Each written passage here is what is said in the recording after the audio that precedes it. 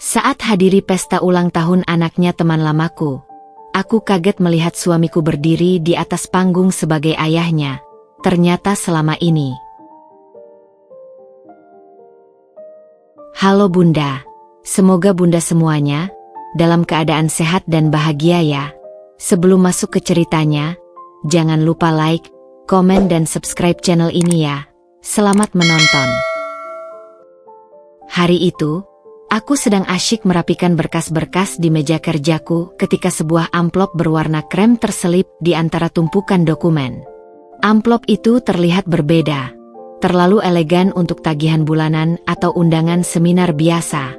Tanganku terhenti di atasnya. Jari-jariku tanpa sadar menelusuri tepian amplop yang halus sebelum akhirnya membukanya dengan penasaran. Kepada Ibu Dinda Wulandari, tulisannya terbaca dengan huruf-huruf kaligrafi yang indah. Kami mengundang Anda untuk hadir dalam pesta ulang tahun keempat Kava Putra Aldi. Napasku tersendat. Kava? Aldi? Nama itu menggelitik ingatanku. Aku segera membaca nama pengundang di bagian bawah, Vira Amanda, dan tiba-tiba, ruangan kantor yang nyaman ini terasa sempit. Vira, teman sekelasku semasa SMA yang dulu selalu duduk di sebelahku saat pelajaran matematika. Vira, yang pernah menemaniku menangis di toilet sekolah setelah putus dengan pacar pertama. Vira, yang tiba-tiba menghilang dari pergaulan setelah lulus, tanpa kabar, tanpa penjelasan. Dan sekarang, setelah hampir 8 tahun tidak berkomunikasi, dia mengirimiku undangan pesta ulang tahun anaknya. Aku menatap foto kecil yang terlampir, sebuah gambar Kava, bocah perempuan berusia 4 tahun dengan mata besar dan senyum lebar, mengenakan mahkota ulang tahun berkilauan. Ada sesuatu yang menggangguku tentang foto itu, tapi aku tidak bisa menunjuk apa. Teleponku berdering, menyadarkanku dari lamunan. Mas Bagus, sapaku melihat nama di layar. Sudah sampai rumah? Suaranya terdengar datar, berbeda dari biasanya. Belum, masih di kantor. Ada apa? Ah, tidak. Hanya ingin memastikan kau baik-baik saja. Aku mengernyit. Tentu saja. Kenapa tanya begitu? Tidak ada. Nanti kita bicara setelah kau pulang. Begitu telepon berakhir, aku kembali menatap undangan itu. Tanggal pestanya besok sore. Waktu yang sangat mepet untuk sebuah undangan resmi. Aku membuka media sosial, mencari profil Vira. Akun terakhirnya masih menggunakan foto profil dari 5 tahun lalu. Gambar siluet seorang perempuan hamil dengan pantai sebagai latar. Tidak ada update setelahnya. Sesampainya di rumah, aku menemukan Mas Bagus sedang duduk di teras, menatap jauh ke taman. Aku dapat undangan hari ini, kataku langsung ke inti permasalahan, meletakkan amplop itu di meja. Dia mengambilnya perlahan, terlalu perlahan. Matanya menyapu isi undangan sebelum akhirnya menatapku. Kau akan pergi? Tentu, jawabku singkat. Hari Sabtu itu datang dengan langit kelabu yang menggantung rendah di atas kota, seolah mencerminkan kegelisahan yang menggelayuti pikiranku sejak menerima undangan itu. Aku berdiri lama di depan lemari pakaian, jari-jariku mengelus satu persatu gaun yang tergantung rapi, mencoba memilih mana yang paling tepat untuk sebuah pesta ulang tahun anak sekaligus reuni yang tak terduga. Akhirnya kuputuskan untuk memakai dress biru muda sederhana, cukup formal untuk sebuah acara, tapi tidak terlalu mewah sehingga aku tidak terlihat berusaha keras. Kau yakin tidak mau ikut? Tanyaku pada Mas Bagus yang sedang sibuk mengikat dasinya di depan cermin. Dia terhenti sejenak, lalu melanjutkan tanpa menatapku. Aku ada janji bisnis, tapi mungkin bisa mampir sebentar nanti. Ada sesuatu yang aneh dalam nada suaranya, sebuah getar ketegangan yang halus namun cukup kukenali setelah 8 tahun bersama. Tapi aku memilih untuk tidak mengejar lebih jauh, masih terlalu pagi untuk pertengkaran. Ketika mobilku berhenti di depan venue pesta, sebuah gedung serbaguna di kawasan Menteng, jantungku berdegup kencang. Tempat ini jauh lebih mewah dari yang kubayangkan. Balon-balon helium berwarna pastel membentuk lengkungan besar di pintu masuk, dan banner bertuliskan, Happy 4th Birthday Kava, tergantung megah. Dari dalam, suara riuh anak-anak dan musik ceria sudah terdengar jelas. Aku menarik napas panjang sebelum melangkah masuk. Ruangan itu penuh dengan dekorasi bertema putri duyung, karangan bunga dari krep biru laut, hiasan ikan-ikanan yang digantung di langit-langit, bahkan sebuah kolam bola yang dibuat menyerupai lautan kecil. Tamu-tamu dewasa berdiri berkelompok sementara anak-anak berlarian dengan wajah-wajah ceria. Dan di tengah keramaian itu, aku melihatnya. Vira. Dia berdiri di dekat panggung kecil, mengenakan dress panjang warna lavender yang menegaskan betapa berbedanya kami sekarang. Rambutnya yang dulu selalu diikat sembarangan sekarang tergerai lembut di bahu. Wajahnya yang dulu penuh jerawat remaja sekarang mulus bersinar. Tapi senyumannya, senyuman hangat yang dulu selalu bisa menenangkanku, masih sama persis. Dinda. Suaranya naik 1 oktav saat matanya menatapku. Kamu benar-benar datang. Kami berpelukan, dan aku mencium wanginya yang familiar, campuran vanila dan sesuatu yang manis yang tidak pernah berubah sejak SMA. Sudah lama sekali, bisikku, tiba-tiba merasa agak emosional. 4 tahun, 3 bulan, jawabnya cepat, lalu tertawa melihat ekspresiku. Aku ingat persis terakhir kali kita bertemu, di pernikahan Rani.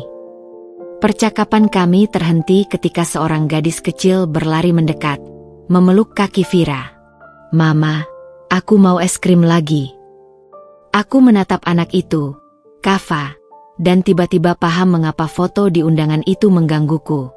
Mata besarnya yang berbinar, alisnya yang tegas membentuk lengkungan sempurna. Semuanya mengingatkanku pada Dinda, ini putraku, Kava, ujar Vira bangga. Kava, ini Tante Dinda, teman Mama waktu masih sekolah. Kava mengangkat tangannya kecilnya untuk bersalaman dengan sopan. Halo, Tante.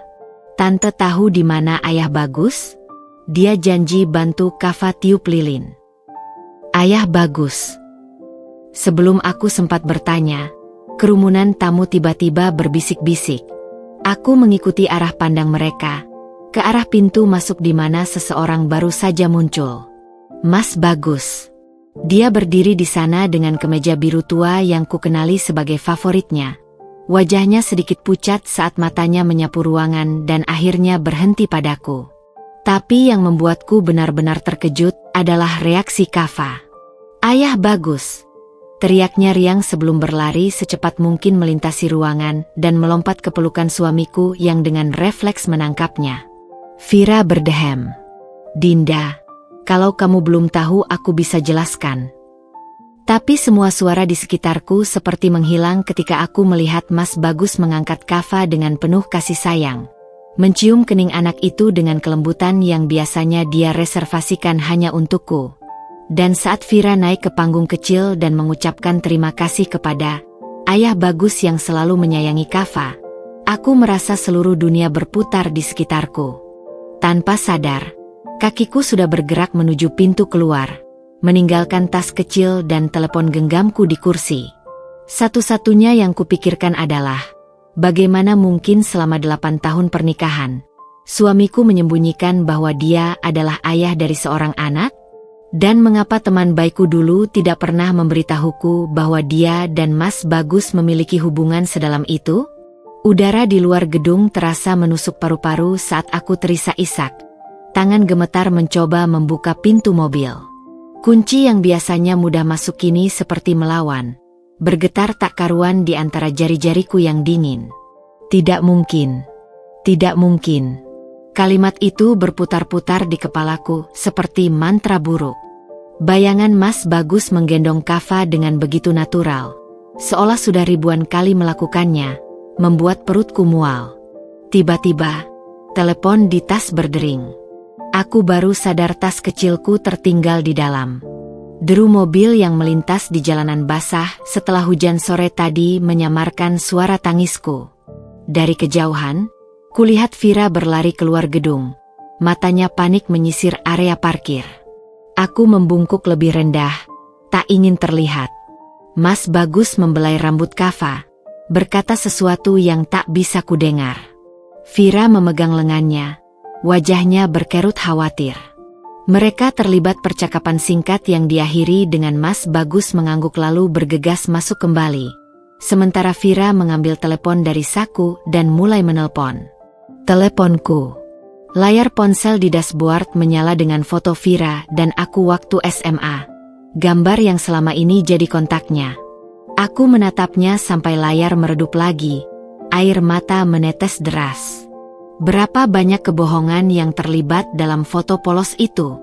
Kenangan-kenangan kecil tiba-tiba bermunculan seperti serpihan puzzle yang tiba-tiba masuk akal. Mas Bagus yang selalu terjebak rapat setiap tanggal 12 Mei. Sekarang aku tahu itu ulang tahun Kava. Donasi yatim piatu, rutin di bank statement yang ternyata mungkin untuk Kava. Weekend, fishing trip-nya yang selalu tanpa foto hasil tangkapan. Aku menutup mata, mencoba mengatur napas. Tapi yang muncul justru ingatan tentang pagi ini. Ketika dengan santainya Mas Bagus bertanya apakah aku akan menghadiri pesta, teman lamamu, seolah mereka tidak memiliki sejarah. Suara ketukan di kaca mobil membuatku terlonjak. Vira berdiri di luar. Wajahnya basah oleh air mata atau hujan yang mulai rintik-rintik. Aku tak bisa bedakan. Dinda, tolong. Suaranya terdengar parau melalui kaca yang tertutup. Aku bisa jelaskan semuanya. Bagian rasional otakku tahu aku harus membuka pintu, mendengar penjelasannya. Tapi tubuhku bergerak sendiri. Jari-jariku menyalakan mesin, kakiku menginjak gas. Dalam kaca spion, kulihat Vira terjatuh di aspal basah. Tangannya terangkat seperti mencoba menahan kepergianku. Tapi yang lebih menyakitkan adalah ketika sosok kecil Kava tiba-tiba berlari keluar gedung. Terisak-isak memanggil, "Tante Dinda, jangan pergi." Aku memejamkan mata sesaat. Lama cukup untuk mobil di depanku membunyikan klakson keras. Ketika kubuka lagi, mereka sudah hilang dari kaca spion. Tapi bayangan Kava yang menangis itu akan menghantuiku sepanjang perjalanan pulang. Mobil meluncur di jalanan yang mulai basah oleh hujan sore. Butiran air di kaca depan membesar lalu tercuyur oleh wiper yang bergerak ritmis. Tangan saya masih menggenggam kemudi dengan kencang. Buku-buku jari memutih. Sementara pikiran berputar liar seperti ban yang kehilangan traksi di aspal licin. Bagaimana bisa saya tidak tahu? Pertanyaan itu menghantam seperti petir. 8 tahun pernikahan. 8 tahun berbagi ranjang, berbagi makan pagi, berbagi rahasia kecil. Atau setidaknya, itulah yang saya kira. Tapi ternyata ada seluruh kehidupan lain yang berjalan paralel. Tersembunyi di balik rutinitas kami. Hujan semakin deras ketika saya melewati tol dalam. Telepon di dashboard terus berkedip. 6 panggilan tak terjawab dari Mas Bagus, 3 dari Vira, dan sekarang 1 dari Rina, sahabat saya sejak kuliah. Jempol saya bergerak untuk mengangkat, tapi akhirnya mematikan ponsel sama sekali. Saya belum siap mendengar suara mereka. Belum sampai mendengar alasan atau pembenaran. Pemandangan di luar mulai kabur. Bukan hanya karena hujan tapi juga karena air mata yang tak bisa dibendung lagi.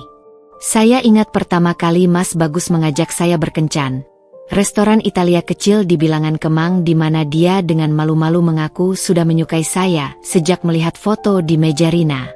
Aku selalu percaya pada cinta pandangan pertama. Katanya sambil menyuapkan forkful of spaghetti ke mulut saya.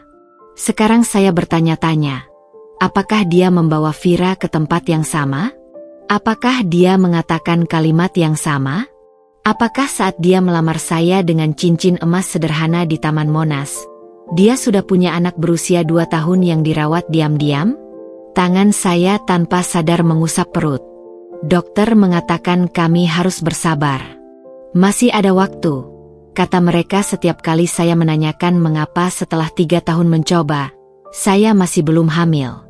Tapi sekarang saya tahu, Mungkin Mas Bagus sudah punya ahli waris dari rahim perempuan lain. Mobil tiba-tiba melintir ketika ban belakang tergelincir di genangan air. Saya menarik kemudi dengan refleks, jantung berdebar kencang. Di kejauhan, lampu merah sebuah rest area menyala seperti suar. Dengan tangan masih gemetar, saya mengarahkan mobil ke sana. Rest area itu sepi, hanya beberapa truk yang parkir di ujung. Saya memilih spot paling terpencil, mematikan mesin, dan akhirnya membiarkan diri saya terisak-isak. Di dalam kesendirian kabin mobil yang gelap, semua pertahanan runtuh. Telepon yang tadi saya matikan tiba-tiba menyala sendiri. Mas Bagus pasti mencoba menghubungi lewat Find My iPhone. Layar menunjukkan peta dengan titik merah berkedip di lokasi saya sekarang. Dan teks. Dinda, tolong. Aku akan menjelaskan semuanya. Tunggu di situ. Saya menatap pesan itu lama, lalu melihat ke kaca spion. Di kejauhan, lampu sebuah mobil sedan berwarna hitam, persis seperti milik Mas Bagus, tampak mendekat dengan cepat dari arah tol. Napas saya tersendat. Saya belum siap. Belum siap menghadapi wajahnya, mendengar penjelasannya, atau, yang lebih menakutkan, melihat kebohongan di matanya yang dulu selalu jujur. Dengan gerakan cepat, saya menyalakan mesin lagi dan keluar dari rest area melalui pintu belakang, tepat sebelum mobil hitam itu masuk. Hujan dan kegelapan menyembunyikan pelarian saya kali ini. Tapi saya tahu, cepat atau lambat, saya harus berhenti lari. Hanya saja, tidak hari ini. Tidak saat hati masih terluka terlalu dalam untuk mendengar kebenaran atau kebohongan yang akan diucapkan Mas Bagus. Malam itu, hujan masih mengguyur Jakarta ketika aku akhirnya memberanikan diri pulang. Jam dinding di lobi apartemen menunjukkan pukul 23.47 saat aku menggesek kartu akses di lift. Setiap lantai yang terlewati terasa seperti hitungan mundur menuju sesuatu yang tak bisa kuhindari lagi. Pintu apartemen terbuka sebelum sempat kucari kunci. Mas Bagus berdiri di sana dengan wajah yang kuhafal setiap garisnya. Garis-garis yang sekarang terlihat lebih dalam oleh bayangan kelelahan dan kepedihan. Matanya yang biasanya teduh kini merah, rambutnya berantakan seperti sudah berkali-kali ditangani. Kemana saja kau? Suaranya pecah antara marah dan lega. Aku melewatinya tanpa menjawab, mencium aroma kopi pahit yang menguar dari dapur. Tumpahan bubuk kopi di meja dan 3 gelas bekas pakai menunjukkan betapa lama dia menungguku. Kau minum kopi jam segini? Jadi memang tidak berencana tidur malam ini? Tanyaku sambil melepas jaket basah. Bagaimana aku bisa tidur ketika istriku menghilang 5 jam tanpa kabar? Dia mengepalkan tangan di sisi tubuhnya. Aku sudah menelepon Rina, kantormu, bahkan rumah sakit. Aku berhenti di tengah ruang tamu, perlahan menoleh padanya. Kau pikir dramanya cukup dengan pencarian heroikmu? Setelah apa yang aku lihat hari ini? Dia menarik napas dalam. Dinda, itu bukan seperti Ayah Bagus. Aku memotong, menirukan suara Kava yang polos. Itu yang dia panggilmu, kan? Ayah Bagus. Setiap kata terasa seperti pecahan kaca di lidahku. Berapa tahun kau jadi Ayah Bagus? 4 tahun? Atau lebih lama? Mas Bagus meraih lenganku dengan lembut. Aku bisa jelaskan semuanya jika kau mau duduk dan mendengarkan. Tapi tubuhku bergolak. Jelaskan apa? Bahwa kau punya anak di luar nikah dengan teman SMA-ku? Atau bahwa selama ini, setiap kali kau bilang ada rapat dadakan, kau sebenarnya sedang bermain ayah-ayahan dengan keluarga lain? Dia mengeluarkan suara seperti tertusuk. Tidak. Vira adalah sepupuku. Kava adalah. Jangan. Aku menutup telinga. Jangan kau ulang kebohongan itu lagi. Aku melihat caramu memandangnya, cara kau menggendongnya. Itu bukan sekadar sepupu atau keluarga jauh. Mas Bagus terdiam sejenak sebelum mengambil album foto dari laci meja. Dengan tangan gemetar, dia membuka halaman tertentu. Foto pernikahan Vira dengan seorang pria yang tidak kukenal. Ini Aldi, suami Vira. Sahabat terbaikku sejak kuliah. Jarinya menunjuk pria tinggi bermata tajam di foto itu. Dia meninggal setahun setelah Kava lahir. Kecelakaan mobil. Aku menatap foto itu, lalu foto-foto lain di halaman berikutnya. Mas Bagus berdiri di samping tempat tidur rumah sakit tempat Vira menggendong bayi Kava yang baru lahir. Kami berjanji padanya. Lanjut Mas Bagus dengan suara serak. Aku dan Aldi. Jika sesuatu terjadi pada salah satu dari kami, yang lain akan menjaga keluarga yang ditinggalkan. Aku mengamati setiap detail foto itu. Tanggal di sudutnya menunjukkan itu diambil 4 tahun lalu, saat aku dan Mas Bagus sedang liburan di Bali. Liburan di mana dia tiba-tiba harus pulang lebih awal karena ada keadaan darurat di kantor. Jadi semua ini hanya karena janji pada sahabatmu? Tanyaku perlahan. Dia menganggap, tapi matanya menghindar. Aku harus menjaga mereka. Ada sesuatu dalam nada suaranya yang membuatku tahu ini bukan seluruh cerita. Aku meraih album itu dan membalik halaman dengan kasar. Hentakan jemariku berhenti pada satu foto tertentu. Foto Mas Bagus dan Vira di sebuah kafe. Tangannya memegang erat tangan Vira. Foto itu bertanggal 10 tahun lalu. 2 tahun sebelum aku mengenalnya. Dan ini. Aku menunjuk foto itu dengan suara bergetar. Janji pada sahabat juga. Wajah Mas Bagus berubah pucat.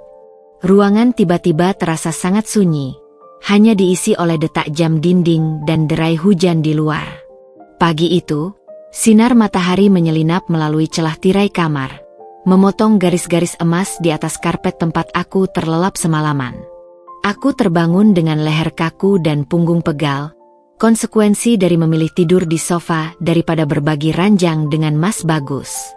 Suara gemerisik dari dapur memberitahukan bahwa dia sudah bangun lebih awal, mungkin menyiapkan sarapan seperti biasa, seolah-olah semalam tidak terjadi apa-apa.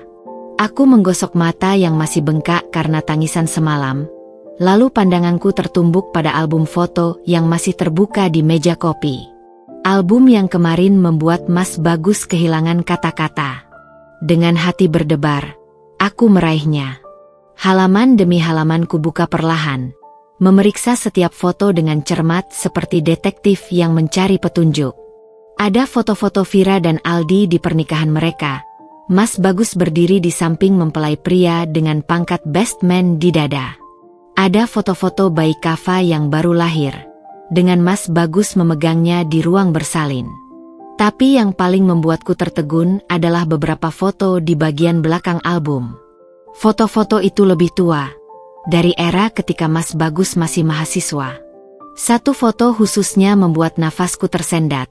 Mas Bagus dan Vira duduk berdekatan di sebuah warung kopi. Wajah mereka hanya terpisah beberapa inci.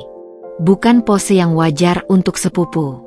Tangannya memegang erat tangan Vira, dan ada intensitas dalam pandangan mereka yang mengisyaratkan kedekatan lebih dari sekadar keluarga. Kau bangun. Suara Mas Bagus dari belakang membuatku terkejut. Dia berdiri di ambang pintu dengan nampan sarapan di tangan. Telur mata sapi, jus jeruk, dan roti panggang kesukaanku. Tatapannya jatuh pada album di tanganku, dan aku melihat sesuatu yang mirip ketakutan melintas di matanya. Aku membuatkan sarapan, ujarnya, berusaha normal. Kita perlu bicara tentang ini. Aku menunjuk foto itu tanpa bisa menyembunyikan getar di suaraku. Ini bukan foto sepupu biasa. Dia meletakkan nampan perlahan di meja, seolah-olah takut membuat gerakan tiba-tiba. Itu lama sekali, Dinda, sebelum aku bertemu denganmu. Jadi kalian memang punya hubungan. Udara di ruangan itu tiba-tasa menjadi sangat berat. Mas Bagus duduk di kursi di seberangku. Tangannya meremas-remas serbet makan. Kami sempat dekat. Sangat singkat. Saat semester pertama kuliah. Dia menghela nafas dalam. Vira baru pindah ke Jakarta, dan aku yang diminta keluarga untuk menemaninya beradaptasi. Dan kalian jadi lebih dari sekadar sepupu. Dia mengangguk pelan. Hanya beberapa bulan. Kami sadar itu salah. Hubungan sedarah itu. Tunggu, potongku tiba-tiba, duduk tegak. Kalian sedarah? Bukan sepupu jauh. Wajah Mas Bagus berubah pucat. Aku bisa melihat pertarungan batin di matanya sebelum akhirnya dia mengeluarkan teleponnya dan menunjukkan diagram silsilah keluarga. Vira adalah putri dari paman sepupuku. Secara teknis kami masih sepupu tingkat 2. Tapi dalam Islam itu masih mahram. Bisikku, menyelesaikan kalimatnya. Dia mengangguk berat. Keluarga kami di Jawa punya aturan lebih ketat. Ketika hubungan kami ketahuan, itu menjadi skandal besar. Vira dipindahkan ke luar kota, dan aku dikirim ke Singapura untuk pertukaran pelajar. Aku menutup album dengan keras. Suara plaknya menggema di ruangan sunyi. Dan Aldi, bagaimana dia masuk ke cerita ini? Kami bertemu di kampus ketika aku kembali. Dia tidak tahu tentang masa lalu kami. Vira dan aku sepakat untuk tidak memberitahu siapapun. Pikiranku berputar kencang. Semua potongan mulai menyatu dengan cara yang membuat perutku mual.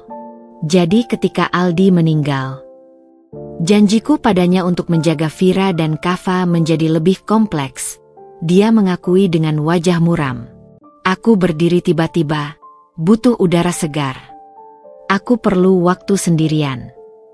Dinda. Tidak sekarang. Bagus. Aku butuh memproses semua ini. Aku berjalan ke kamar mandi dan mengunci pintu. Air dingin yang kuguyurkan ke wajah tidak bisa menghilangkan gambaran yang sekarang terpatri di pikiranku. Mas Bagus dan Vira, terikat oleh sejarah yang jauh lebih dalam dari yang pernah kubayangkan.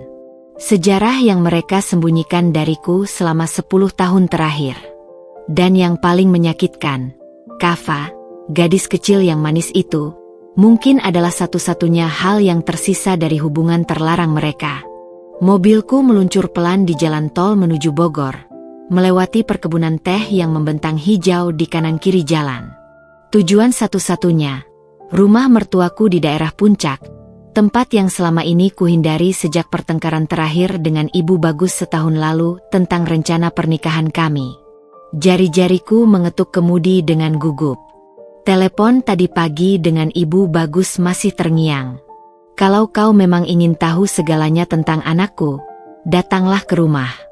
Tapi siapkan hatimu, Dinda. Suaranya berat, berbeda dari biasanya. Selama ini, Ibu Bagus selalu menjadi sosok yang tegas namun hangat. Tapi pagi tadi, ada getar kesedihan dalam setiap katanya. Rumah besar bergaya kolonial itu terlihat sepi ketika aku parkir di halaman. Kebun mawar yang biasanya terawat kini tampak agak liar. Beberapa bunga sudah layu dan tidak dipetik. Pelayan rumah yang sudah mengenalku membukakan pintu. Ibu ada di ruang keluarga, Bu Dinda. Aku mengangguk, menyerap aroma khas rumah ini, campuran kayu jati tua dan aroma sari teh yang selalu disuguhkan. Tapi hari ini, ada kesan muram yang menyelimuti setiap sudut. Ibu Bagus duduk di kursi goyang favoritnya dekat jendela, secangkir teh di tangannya yang sudah berkeriput. Matanya, mirip dengan Mas Bagus, terlihat lelah. Kau datang, ujarnya tanpa pendahuluan. Aku tahu kau akan datang setelah melihat album itu. Aku duduk di hadapannya, tangan berkeringat. Ibu tahu tentang Vira. Dia menghela napas panjang, menatap keluar jendela ke arah gunung yang berselimut kabut. Vira Amanda Putri. Putri dari sepupuku tercinta, almarhumah Tari. Jantungku berdegup kencang. Ini lebih rumit dari yang kubayangkan. Ibu, aku perlu tahu kebenarannya. Apakah Vira dan Mas Bagus pernah pacaran? Ibu menyelesaikan kalimatku dengan suara datar. Tidak pernah secara resmi. Tapi ada perasaan di antara mereka, perasaan yang harus diputus sebelum menjadi dosa besar. Dia meraih album foto tua dari meja sampingnya, membuka halaman tertentu. Foto dua gadis kecil berdiri berpelukan. Satu jelas ibu bagus muda, satunya lagi perempuan dengan senyum mirip Vira. Ini aku dan Tari, sepupuku. Kami dibesarkan seperti saudara kandung. Jarinya menelusuri foto itu dengan penuh kerinduan. Ketika Tari meninggal dalam kecelakaan, Vira yang baru berusia 12 tahun datang tinggal bersama kami. Aku menelan ludah. Jadi Vira dibesarkan bersama Mas Bagus? Selama 4 tahun mereka hidup dalam satu atap. Lanjut Ibu Bagus, matanya berkaca-kaca. Aku melihat bagaimana Bagus merawatnya, melindunginya. Awalnya aku pikir itu hanya kasih sayang saudara. Suaranya pecah. Dia mengambil napas dalam sebelum melanjutkan. Sampai suatu malam, aku melihat mereka di teras belakang. Vira menangis di pelukannya, dan cara Bagus menatapnya, itu bukan tatapan seorang sepupu. Angin pagi berdesir melalui jendela yang sedikit terbuka, membawa hawa dingin ke tulang-tulangku. Kami langsung memisahkan mereka. Vira dikirim ke pesantren di Jawa Timur. Bagus kuliah di Singapura. Selama bertahun-tahun, kami pikir masalah selesai. Ibu Bagus menutup album dengan keras. Sampai Aldi muncul. Aldi? Suami Vira. Dia mengangguk pelan. Sahabat terbaik Bagus sejak kuliah. Ketika Bagus mengenalkannya pada Vira yang sudah lulus pesantren, kami semua senang. Pikir kami, akhirnya Vira bisa punya kehidupan normal. Tangannya menggenggam erat lenganku. Tapi Dinda, kau harus paham. Ketika Aldi meninggal dan Bagus bersumpah menjaga mereka, itu bukan hanya karena janji pada sahabatnya. Itu juga karena... Suaranya pecah. Karena dosa masa lalu yang belum tertebus. Aku terdiam, mencerna setiap kata. Di luar, kabut mulai menipis, membuka pemandangan gunung yang selama ini tersembunyi. Seperti kebenaran yang perlahan terkuak. Ibu, satu hal yang ingin ku tahu. Aku menarik napas dalam. Apakah Kava? Ibu Bagus menatapku lama sebelum menjawab perlahan. Tes DNA sudah dilakukan saat Kava lahir. Dia anak Aldi. Tapi ada sesuatu dalam nadanya yang membuatku ragu apakah itu seluruh kebenaran. Hujan sore itu turun dengan derasnya ketika aku berdiri di depan apartemen Vira. Jari gemetar menekan bel pintu. Setelah pertemuan dengan Ibu Bagus, ada satu orang yang harus kutemui. Satu-satunya orang yang mungkin bisa memberikan jawaban jujur tanpa filter keluarga. Kava. Pintu terbuka. Dan Vira terkejut melihatku berdiri di sana dengan baju basah terkena hujan. Matanya yang merah dan bengkak menunjukkan bahwa dia pun melewati malam yang berat. Dinda. Suaranya serak, seperti baru saja menangis. Aku ingin bertemu Kava, kataku langsung, tanpa basa-basi. Vira menghela napas, lalu membukakan pintu lebih lebar. Dia sedang menggambar di kamarnya. Apartemen Vira terasa hangat dan berantakan dengan mainan anak-anak. Foto-foto keluarga kecil mereka terpajang di dinding. Aldi dengan seragam pilotnya, Vira dengan jilbab cerah, dan Kava di berbagai usia. Tapi yang menarik perhatianku adalah satu foto besar di atas meja.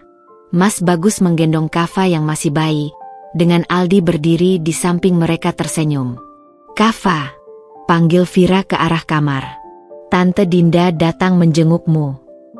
Suara kecil yang riang menyambut panggilan itu sebelum Kava muncul berlari dengan kertas gambar di tangan. Dia mengenakan piyama bergambar kuda poni, rambutnya dikepang dua yang sudah agak berantakan. Tante Dinda, teriaknya gembira sebelum tiba-tiba berhenti, ingat akan kejadian di pestanya. Tante masih marah sama Kava. Hatiku mencair melihat wajah polosnya yang cemas. Aku berjongkok sampai sejajar dengannya. Tidak sayang, Tante tidak marah. Tante mau minta maaf sudah pergi tiba-tiba. Kava memandangiku dengan mata besar yang jernih. Mata yang sangat mirip dengan Aldi di foto-foto. Tapi ada sesuatu di bentuk alisnya yang mengingatkanku pada Ayah. Bagus bilang Tante sedih karena Kava panggil dia ayah. Ujar bocah itu polos. Tangannya memainkan ujung kepangannya. Tapi Kava nggak punya ayah lain. Om Aldi di surga, kata Mama. Vira tersedak di belakangku. Aku menarik napas dalam. Kava sayang, boleh Tante lihat gambarmu? Dia mengangguk antusias dan menyodorkan kertas gambarnya. Ada 4 figur di sana. 1 perempuan tinggi, Vira, 1 anak kecil, Kava, 1 pria tinggi, yang jelas Mas Bagus, dan 1 figur perempuan lain dengan rambut panjang. Ini siapa? Tanyaku menunjuk figur terakhir. Tante Dinda, jawabnya riang. Ini gambar keluarga Kava. Mama, Ayah Bagus, Kava, dan Tante Dinda. Dia mengangkat wajahnya yang polos. Ayah Bagus bilang Tante Dinda istrinya. Jadi Tante juga keluarga Kava, kan? Air mata mengalir deras di pipiku sebelum bisa kutahan. Kava langsung panik. Jangan nangis, Tante. Kava nggak mau bikin Tante sedih. Dia merangkulku erat, dan wangi bayi yang masih melekat di rambutnya membuatku teringat pada semua mimpi menjadi ibu yang belum kesampaian. Tanganku dengan sendirinya memeluk balik tubuh mungilnya. Vira yang menyaksikan adegan ini akhirnya duduk di lantai di samping kami. Air matanya juga mengalir. Maafkan kami, Dinda. Kami tidak bermaksud menyakitimu. Kava memandang bolak-balik antara aku dan ibunya dengan kebingungan. Kenapa Mama dan Tante pada nangis? Apa Kava nakal? Tidak sayang, bisikku sambil mengusap air matanya yang juga mulai menetes. Kava anak baik. Tante hanya sangat menyayangi Kava. Dan di saat itu, aku menyadari sesuatu yang mengerikan. Apapun kebenaran di balik hubungan Mas Bagus dan Vira, apapun rahasia keluarga yang mereka sembunyikan, Kava tidak bersalah. Anak kecil ini hanya ingin dicintai, hanya ingin memiliki keluarga utuh. Tapi pertanyaan terbesar masih menggantung. Bisakah aku menjadi bagian dari keluarganya tanpa tersiksa oleh bayang-bayang masa lalu mereka? Mobilku berhenti di depan kafe bergaya industrial di kawasan Senopati, tempat Rina dan aku biasa bertemu setiap akhir pekan. Tapi pertemuan kali ini berbeda.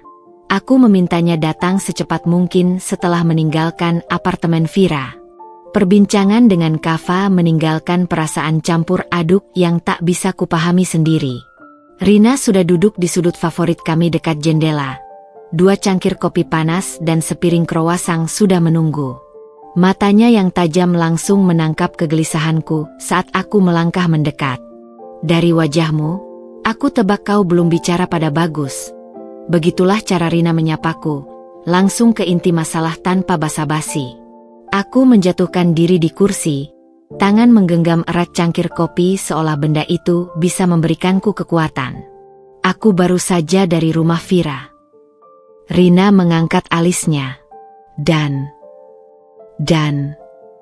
napasku tersendat saat mengingat pelukan Kava yang tulus. Aku tidak tahu apa yang harus kurasakan lagi, Rin. Kava itu, dia polos, manis, dan dia menganggap Mas Bagus sebagai ayahnya. Rina menyeruput kopinya, mempertimbangkan kata-kataku. Kau percaya cerita mereka? Tentang Vira hanya sepupu dan Bagus sekadar menjalankan janji pada sahabatnya. Kurasa iya. Tapi ada yang masih mengganjal. Rina menyelesaikan kalimatku. Dia mengeluarkan teleponnya dan membuka sesuatu sebelum menggesernya ke arahku. Aku tidak ingin menunjukkan ini kemarin. Tapi setelah kau cerita tentang pesta ulang tahun itu, aku mulai bertanya-tanya. Layar ponsel menunjukkan foto yang diambil di sebuah restoran. Mas Bagus duduk berdua dengan Vira di sudut yang remang-remang. Tangannya memegang erat tangan Vira, Wajah mereka terlihat serius. Foto itu bertanggal 3 bulan lalu, tepat di hari ketika Mas Bagus bilang ada konferensi bisnis di Bandung. Darahku berdesir dingin. Di mana kau dapat foto ini? Teman kantorku yang kebetulan makan di sana. Dia mengenalimu dari acara perusahaan tahun lalu, jadi penasaran melihat suamimu dengan perempuan lain. Rina memiringkan kepalanya. Kau yakin Bagus tidak menyembunyikan sesuatu yang lebih dari yang dia akui? Aku menatap foto itu sampai mataku perih. Ada kedekatan dalam cara mereka berdua duduk, bahu yang bersentuhan, kepala yang condong mendekat. Bukan pose dua orang yang hanya terikat hubungan sepupu. Kau harus memutuskan, Din, bisik Rina sambil menutup teleponnya. Apakah kau mau terus hidup dalam kebohongan, atau mencari kebenaran sepenuhnya, seberapapun sakitnya? Perutku mual memikirkan implikasi kata-katanya. Bagaimana caranya? Rina tersenyum tipis, senyum yang kubenci karena selalu berarti dia punya rencana. Kau pernah dengar tentang Aldi? Suami Vira yang meninggal itu? Aku mengangguk pelan. Aku punya kenalan di maskapai tempat dia bekerja. Menurut kabar, kecelakaannya cukup mencurigakan. Kau pikir ada hubungannya dengan Mas Bagus? Suaraku hampir tidak terdengar. Rina mengangkat bahu. Aku hanya mengatakan, kalau kau mau tahu kebenaran, mulailah dari awal ceritanya. Dari kematian Aldi. Dia menuliskan nama dan nomor telepon di serbet kertas. Ini kontak temanku yang bekerja di Departemen Keselamatan Penerbangan. Dia mungkin bisa membantumu. Aku melipat serbet itu dengan tangan gemetar. Perang batin berkecamuk. Ingin tahu kebenaran, tapi sekaligus takut pada apa yang mungkin kutemukan. Saat itulah teleponku berdering. Mas Bagus. Rina melihat nama di layar dan menganggap penuh arti. Kau harus memilih sekarang, Dinda. Mengangkat telepon dan terus hidup dalam ketidaktahuan, atau mencari jawaban yang mungkin akan menghancurkan segalanya. Dan di tengah dering telepon yang terus berbunyi, aku menyadari satu hal mengerikan. Aku sudah tidak bisa kembali menjadi Dinda yang percaya buta pada suaminya. Kantor pusat maskapai penerbangan di daerah Cilandak terlihat megah dengan kaca-kaca berkilauannya yang memantulkan langit Jakarta yang kelabu. Aku duduk di lobi yang sepi, jari-jariku tak henti mengetuk-ngetuk lengan kursi kulit yang dingin. Bau disinfektan dan aroma kopi kantin bercampur menjadi satu, menusuk hidungku setiap kali menarik napas dalam-dalam untuk menenangkan diri. Bu Dinda. Seorang pria berkacamata dengan kemeja putih lengan panjang mendekatiku. Badannya tinggi kurus, rambut ikal yang dipotong rapi, dan ada bekas luka kecil di alis kirinya. Saya Anton, teman Rina, ujarnya sambil menjabat tanganku yang dingin. Mari kita bicara di ruang arsip. Kami berjalan melalui koridor panjang yang dindingnya dipenuhi foto-foto pesawat dan awak kabin. Suara sepatuku yang berhak tinggi menggema di lantai marmer, seiring dengan detak jantungku yang semakin kencang. Ruang arsip ternyata sebuah ruangan kecil tanpa jendela, dipenuhi rak-rak dokumen dan komputer tua. Anton menggeser sebuah kursi roda untukku sebelum duduk di hadapanku. Saya sudah melihat berkas kecelakaan Aldi Pratama, katanya langsung ke pokok persoalan. Matanya yang cerdas memantau reaksiku. Ada beberapa hal yang tidak masuk akal. Dia membuka map berdebu bertuliskan, insiden PK172, dan mengeluarkan beberapa dokumen. Foto-foto kecelakaan itu membuat perutku mual. Bangkai pesawat komersial kecil yang hancur di tengah hutan. Penerbangan charter dari Bandung ke Bali. Jelas Anton menunjuk rute di peta. Aldi bukan pilot utama, hanya ikut sebagai observer. Tapi anehnya, jarinya menunjuk dokumen lain. Laporan saksi mata dari Tower Control mengatakan ada panggilan darurat tentang masalah kemudi 10 menit sebelum jatuh. Tapi bagian laporan ini, dia menunjukkan fotokopi dokumen yang bagian tengahnya sobek. Aslinya lebih panjang. Dan lihat ini. Sebuah foto close-up instrumen pesawat. Anton menunjuk sesuatu yang mirip dengan jam digital. Ini black box. Tapi tidak pernah ditemukan di TKP. Aku menelan ludah. Apa artinya semua ini? Anton menatapku lama sebelum menjawab. Artinya, kemungkinan ini bukan kecelakaan biasa. Dan dia ragu-ragu, lalu mengeluarkan amplop coklat dari laci. Rina bilang kau perlu tahu segala sesuatu tentang Aldi. Ini surat yang dia tinggalkan untuk istrinya, ditemukan di lokernya. Dengan tangan gemetar, aku membuka surat yang sudah menguning itu. Tulisan tangan Aldi yang rapi terbaca jelas. Vira sayang, jika sesuatu terjadi padaku, jangan percaya siapapun. Cari map merah di brankas kita. Berikan pada Bagus hanya jika kau yakin 100% dia tidak terlibat. Aku sayang kalian berdua. Kepalaku pusing. Apa maksudnya? Terlibat? Terlibat dalam apa? Anton menggeleng. Tidak tahu. Tapi ada satu hal lagi. Dia menunjukkan dokumen terakhir. Sebuah laporan perbaikan pesawat yang ditandatangani oleh mekanik. Namanya membuat nafasku tersekat. Bambang Wisnu K. Nama lengkap ayah Mas Bagus. Malam itu, hujan mengguyur Jakarta dengan derasnya, menciptakan genangan-genangan air yang memantulkan cahaya lampu jalan seperti kaca pecah.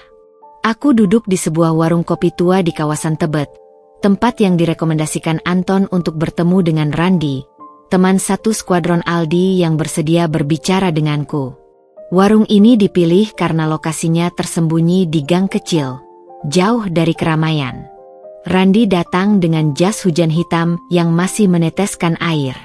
Badannya tegap seperti kebanyakan pilot, rambut cepak mulai beruban, dan ada tatapan waspada di matanya yang biru kecoklatan, mata yang telah melihat terlalu banyak. Jadi kau istri Bagus, ujarnya setelah memesan kopi hitam pekat. Suaranya serak, mungkin akibat bertahun-tahun berteriak di ruang kokpit yang bising. Aku mengangguk, tangan menggenggam erat cangkir kopi yang sudah dingin. Kau kenal baik dengan Aldi? Seperti saudara, jawabnya singkat. Matanya menyapu ruangan sebelum melanjutkan. Kami satu angkatan di sekolah penerbangan, satu promo ke pilot komersial, bahkan satu skuad di klub basket. Dia mengeluarkan dompet kulit usang dan memperlihatkan foto di dalamnya. 3 pria muda berseragam pilot tersenyum lebar di depan pesawat kecil. Aldi di tengah, Randi di kiri, dan seorang pria lain yang tak kukenal di kanan. Siapa yang ketiga? Tanyaku. Haris Wijaya. Bos kita sekarang. Randi meneguk kopinya. Dia yang punya perusahaan charter tempat Aldi bekerja. Nama itu mengingatkanku pada dokumen yang kulihat tadi. Hendra Wijaya, rekan bisnis Aldi yang dicurigai terlibat kecelakaan. Haris. Hendra Wijaya. Randi mengangkat alis. Kau sudah riset juga? Iya, nama aslinya Hendra, tapi dia lebih suka dipanggil Haris. Gaya sok Inggris. Ada nada jijik dalam suaranya. Anton bilang kecelakaan Aldi mencurigakan. Apa kau setuju? Randi mendadak tegang. Tangannya mengepal di atas meja, urat di lengannya menegang. Aldi sedang menyelidiki sesuatu sebelum dia meninggal. Dia curiga ada modifikasi ilegal di beberapa pesawat charter kami. Modifikasi apa? Penggantian part orisinal dengan tiruan. Lebih murah, tapi berbahaya. Randi menurunkan suaranya. 2 minggu sebelum kecelakaan, Aldi ketahuan mengakses dokumen pembelian di kantor Haris. Esok harinya, dia dipindahkan ke penerbangan observasi, penerbangan terakhirnya. Jantungku berdegup kencang. Dan Bagus? Apa hubungannya dengan semua ini? Randi menatapku lama, seolah mempertimbangkan sesuatu. Aku tidak ingin menuduh tanpa bukti. Tapi dia mengeluarkan telepon dan menunjukkan foto. Aldi dan Mas Bagus berdiri di depan hanggar pesawat. Wajah mereka tegang seperti sedang bertengkar. Foto itu bertanggal sehari sebelum kecelakaan. Aldi meneleponku malam itu. Bilang dia akan konfrontasi Bagus tentang sesuatu. Tapi aku tidak pernah tahu hasilnya. Angin malam menerpa wajahku melalui celah-celah warung, membawa aroma basah tanah dan bensin. Ada sesuatu yang jauh lebih besar dari yang kubayangkan sedang terjadi, dan suamiku mungkin berada di tengah-tengahnya. Ada satu hal lagi. Randi membuka tasnya dan mengeluarkan kunci kecil. Ini kunci loker Aldi di bandara. Isinya mungkin sudah dibersihkan, tapi siapa tahu. Dia menyerahkan kunci itu padaku. Hati-hati, Bu. Jika apa yang Aldi curigai benar, banyak nyawa dipertaruhkan. Dan banyak orang berkuasa yang tidak ingin rahasia ini terbongkar. Ketika Randi pergi, aku ditinggalkan dengan kunci dingin di genggaman dan pertanyaan yang jauh lebih menakutkan. Apa yang sebenarnya diketahui oleh suamiku? Dan seberapa jauh dia terlibat? Bandara Halim Perdana Kusuma terasa sunyi di tengah malam. Aku berdiri di depan deretan loker karyawan di area belakang terminal.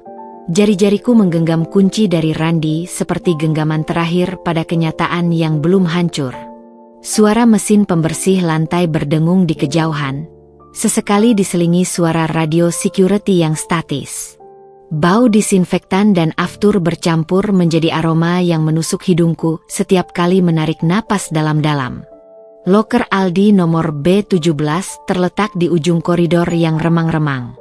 Kunci pas dengan sempurna, tapi ketika kubuka, loker itu hampir kosong. Hanya ada beberapa dokumen rutin penerbangan yang sudah menguning dan selembar foto kecil yang terselip di celah dinding loker. Foto itu menunjukkan Aldi dan Vira di sebuah restoran, tengah malam berdasarkan jam dinding di belakang mereka. Aldi memegang erat tangan Vira yang wajahnya basah oleh air mata. Tanggal di sudut foto menunjukkan ini diambil seminggu sebelum kecelakaan. Di balik foto itu, ada tulisan tangan Aldi yang hampir tak terbaca. Haris Bagus tahu. Mereka akan datang untukku. Jika sesuatu terjadi, cari map merah. Dadaku sesak. Tangan kiriku secara refleks meraih ponsel untuk memfoto dokumen ini ketika tiba-tiba. Sudah kubilang jangan ikut campur. Suara itu membuatku berbalik dengan kaget. Mas Bagus berdiri di pintu masuk koridor. Wajahnya pucat diterangi lampu neon yang berkedip-kedip. Dia mengenakan jaket kulit yang biasa dipakainya untuk perjalanan bisnis, tapi matanya yang biasanya teduh, sekarang gelap dan tak terbaca. Kau ikutiku. Suaraku gemetar. Dia menggeleng pelan. Aku menungguimu di sini sejak Randi menelepon. Aku menatapnya tak percaya. Kau menyadap teleponku. Untuk perlindunganmu. Suaranya tiba-tiba meninggi. Kau tidak tahu apa yang kau hadapi, Dinda. Ini lebih besar dari yang kau bayangkan. Dia melangkah mendekat, tapi aku mundur sampai punggungku menempel dinginnya loker logam. Kalau begitu jelaskan, teriakku. Apa hubunganmu dengan kematian Aldi? Apa isi map merah yang dia sembunyikan? Dan kenapa ayahmu menandatangani laporan perbaikan pesawat itu? Setiap pertanyaanku seperti pukulan bagi Mas Bagus. Dia menutup mata sejenak. Bahunya turun seperti orang yang sangat lelah. Aldi adalah sahabatku, bisiknya. Aku tidak akan pernah. Suara derap kaki yang cepat memotong perkataannya. 3 orang berpakaian preman mendekat dari ujung koridor. Salah seorang mengeluarkan sesuatu dari balik jaketnya, benda logam yang berkilat di bawah lampu. Bagus, kita sudah diskusi soal ini, kata pria itu dengan suara serak. Bos tidak suka orang yang terlalu banyak bertanya. Mas Bagus tiba-tiba berdiri di depanku, melindungi. Pulang sekarang, Dinda, desaknya. Langsung ke rumah ibu. Tapi, pergi, raungnya, mendorongku ke arah pintu darurat di samping kami. Aku berlari. Suara benturan dan teriakan mengikutiku sepanjang koridor. Ketika aku menoleh sebentar, kulihat Mas Bagus berkelahi dengan ketiga pria itu. Gerakannya lincah seperti orang yang terlatih, tapi kalah jumlah. Pintu darurat terbanting tertutup di belakangku ketika aku keluar ke area parkir yang gelap. Hujan deras membasahi wajahku yang sudah basah oleh air mata. Di kejauhan, suara sirene polisi mulai terdengar. Dan di sakuku, ponsel dengan foto bukti itu terasa seperti beban paling berat yang pernah kubawa. Mobilku melaju kencang di jalan tol yang sepi menuju rumah Ibu Bagus di puncak. Hujan deras membasahi aspal, membuat jalanan licin dan berbahaya. Tapi aku tidak peduli. Tangan di kemudi masih gemetar. Bayangan adegan di bandara terus menghantuiku. Mas Bagus berkelahi dengan orang-orang itu, suara benturan tubuh, raungan sirene yang semakin dekat. Ponsel di jok samping terus bergetar. Rina, Anton, bahkan Vira, semua mencoba menghubungiku. Tapi satu panggilan yang kutunggu tidak kunjung datang. Rumah besar bergaya kolonial itu terlihat suram dalam gelapnya malam. Ibu Bagus ternyata masih terjaga, menungguku di teras dengan lampu temaram dan secangkir teh yang sudah dingin. Dinda, dia menyambutku dengan suara berat, matanya merah seperti baru menangis. Aku sudah dengar. Dari mana Ibu? Polisi menelepon tadi. Bagus ditahan. Dunia seakan berhenti berputar. Kaki ini tiba-tiba lemas, dan aku terjatuh di kursi kayu di sebelahnya. Ditahan? Tapi dia yang diserang. Ada 3 orang. Ia melukai salah satunya cukup parah. Ibu Bagus memotong. Dan dia menarik napas dalam. Mereka menemukan pistol di tasnya. Pistol? Suamiku membawa senjata? Selama 10 tahun menikah, aku tidak pernah tahu dia memiliki senjata. Ibu Bagus meraih tanganku yang dingin. Dinda, ada banyak hal tentang keluarga kami yang tidak kau ketahui. Tentang bisnis ayah Bagus, tentang mengapa Aldi benar-benar meninggal. Malam itu, di ruang keluarga yang sunyi dengan hanya ditemani bunyi hujan di atap, Ibu Bagus akhirnya menceritakan segalanya. Satu bisnis keluarga yang gelap, perusahaan penerbangan charter milik Haris Wijaya ternyata bagian dari jaringan penyelundupan. Ayah mertuaku sebagai mekanik kepala sering diminta memodifikasi pesawat untuk menyembunyikan barang-barang ilegal. 2. Aldi yang membongkar. Aldi tidak sengaja menemukan dokumen pengiriman narkoba dalam satu penerbangan. Dia mengkonfrontasi Haris, lalu meminta bantuan Bagus. 3. Pengkhianatan. Ayah mertuaku memilih melindungi bisnis daripada kebenaran. Ibu Bagus berbisik dengan air mata. Dia memberitahu Haris tentang penyelidikan Aldi. 4. Kecelakaan yang direkayasa. Pesawat Aldi sengaja dibuat gagal oleh mekanik bayaran Haris. Ayah Bagus yang menandatangani laporan perbaikan palsu untuk menutupinya. Lalu kenapa Bagus tidak melapor ke polisi? Tanyaku, suara serak oleh tangisan. Ibu Bagus menunduk. Karena ancaman pada Vira dan Kava. Dan karena ayahnya. Dia mengeluarkan surat dari saku jubahnya. Surat wasiat ayah Bagus sebelum meninggal setahun lalu. Maafkan aku, Nak. Aku tidak punya pilihan. Haris punya bukti tentang masa lalumu dengan Vira. Jika kau bicara, dia akan hancurkan keluargamu. Aku terdiam, mencerna semua kebenaran yang jauh lebih mengerikan dari yang kubayangkan. Teleponku tiba-tiba berdering. Nomor tidak dikenal. Suara di seberang membuat darahku membeku. Bu Dinda? Ini Komisario Wahyu dari Polda Metro Jaya. Kami perlu Anda datang untuk identifikasi beberapa barang bukti terkait suami Anda. Dan ketika aku menutup telepon, Ibu Bagus menatapku dengan mata penuh arti. Sekarang kau mengerti, Nak. Keluarga kami terjebak dalam jaringan kebohongan yang sudah berlangsung bertahun-tahun. Dia meraih tanganku erat. Dan sekarang, pilihan ada di tanganmu. Ikut menyimpan rahasia ini, atau menghancurkan semuanya untuk keadilan. Ruangan interogasi di Polda Metro Jaya terasa pengap, dindingnya yang dicat warna hijau pudar seakan menyerap semua energi. Aku duduk di kursi plastik yang keras, menatap tanpa fokus pada secangkir kopi instan yang sudah dingin di hadapanku. Bau disinfektan yang menyengat bercampur aroma keringat dan kertas lama membuatku mual. Komisario Wahyu, pria bertubuh tegap dengan kumis tipis dan mata yang tak pernah berhenti mengamati, meletakkan sebuah map plastik di atas meja. Kami menemukan ini di tas suami Anda, Bu. Dia membuka map itu dengan sarung tangan lateks. Isinya membuat nafasku tersekat. 1 foto-foto Vira dan Kava di berbagai lokasi, beberapa dengan lingkaran merah dan tulisan, diawasi. 2 laporan pergerakan Haris Wijaya selama 3 bulan terakhir. 3 rekaman transaksi mencurigakan dari perusahaan penerbangan.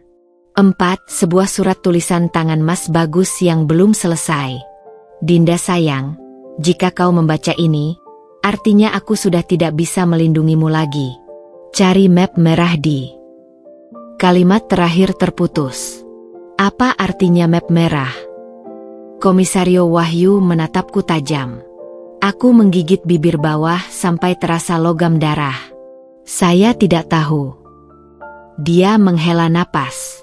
Bu Dinda, suami Anda terlibat kasus serius. Selain senjata ilegal, kami menemukan dokumen yang menunjukkan ia telah menyelidiki Haris Wijaya secara pribadi selama setahun terakhir. Sebuah monitor di sudut ruangan tiba-tiba menyala, memperlihatkan rekaman CCTV dari ruang interogasi sebelah. Mas Bagus duduk dengan baju tahanan, wajahnya lebam di beberapa tempat, tapi matanya masih berapi-api. Kami tawarkan kesepakatan, kata Komisario Wahyu. Jika Anda bisa meyakinkan suami Anda untuk bekerja sama, mengungkap semua yang ia tahu tentang Haris Wijaya, kami bisa pertimbangkan pembebasan bersyarat. Aku menatap rekaman itu, melihat langsung bagaimana Mas Bagus menggigit bibirnya. Gerakan kecil yang hanya ku kenal artinya, dia sedang sangat ketakutan. Boleh saya bicara dengannya? Komisario Wahyu menganggak. 5 menit. Tapi kami akan mengawasi. Ruangan tempat mereka menahan Mas Bagus lebih dingin dari yang kubayangkan. Ketika pintu terbuka, dia mengangkat kepala dengan cepat. Wajahnya berubah dari kelelahan menjadi panik ketika melihatku. Dinda, kau tidak seharusnya. Aku tahu semuanya. Potongku, suara bergetar. Tentang ayahmu. Tentang Haris. Tentang mengapa kau membiarkan ini terjadi? Dia menunduk, bahunya turun. Aku ingin melindungimu. Tapi berapa harga yang harus kita bayar? Bisikku. Aldi sudah mati. Vira hidup dalam ketakutan. Kava tumbuh tanpa ayah kandungnya. Dan sekarang kau. Suaraku pecah. Mas Bagus meraih tanganku melalui jeruji. Genggamannya dingin dan gemetar. Map merah, bisiknya tiba-tiba, sangat pelan sampai hampir tak terdengar. Di balik lukisan kakek di rumah ibu, itu berisi semua bukti yang Aldi kumpulkan. Matanya yang biasanya teduh sekarang penuh tekad.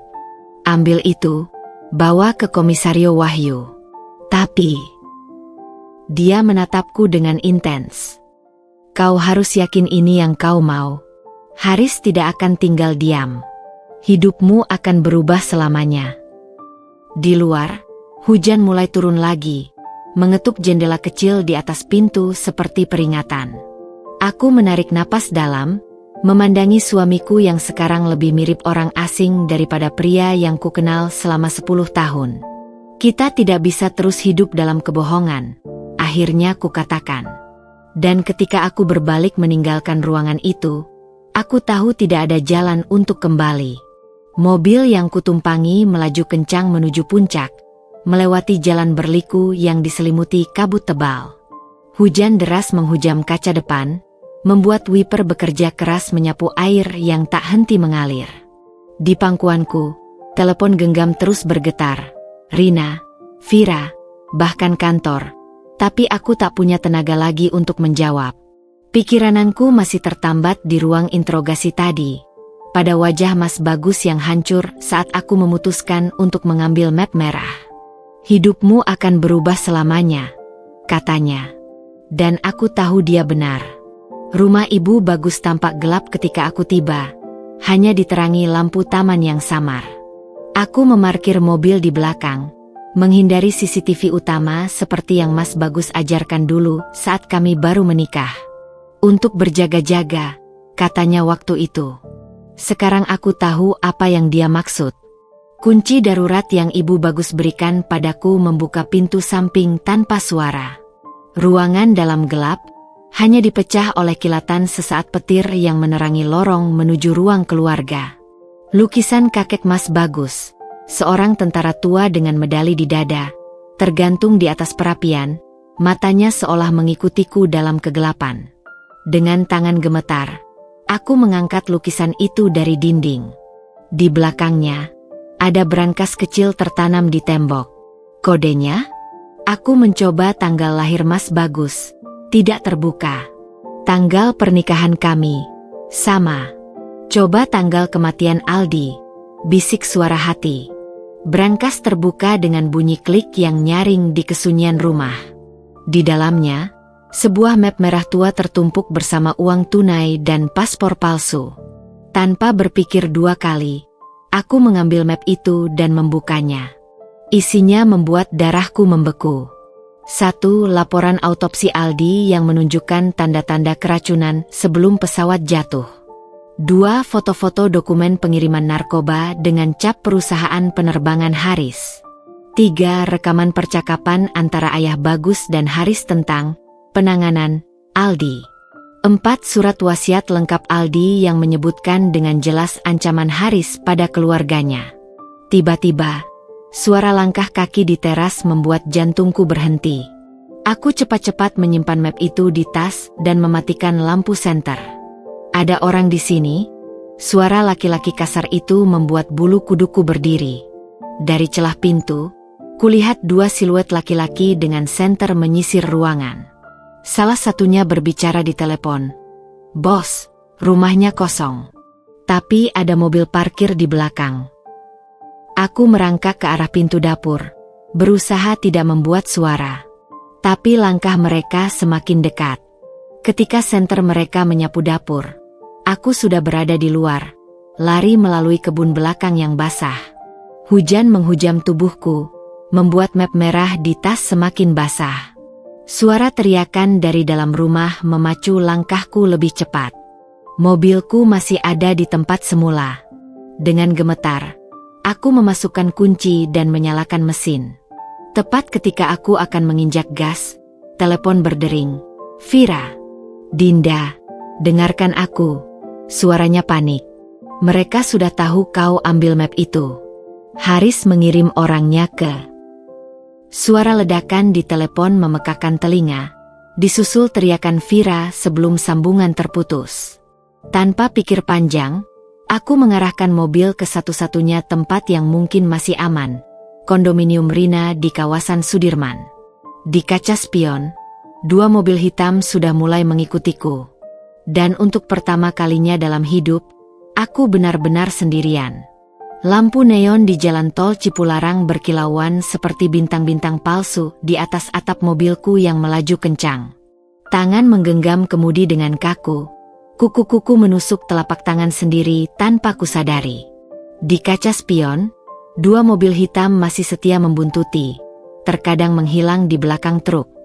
Lalu muncul lagi dengan lampu dim yang menyilaukan. Ponsel di jok samping terus bergetar. Aku tidak berani menjawab.